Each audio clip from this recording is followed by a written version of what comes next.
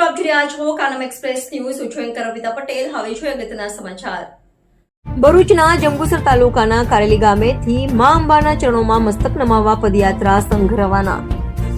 જંબુસર તાલુકાના કારેલી ગામેથી દર વર્ષની જેમ આ વર્ષે પણ પરંપરાગત રીતે કારેલી ગામેથી અંબાજી પગપાળા રથનું પ્રયાણ.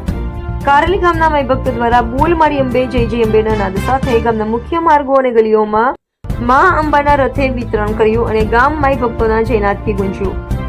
પદયાત્રામાં ગામના અંબે ભક્તો અને ગામના આગેવાનો અગ્રણીઓ જોડાયા અને રથ ગબ્બરના ગોખ તરફ રવાના કર્યાના સમાચાર પ્રાપ્ત થયા છે. Reporter Ramesh Parmar, Kanam express news, Jambusar.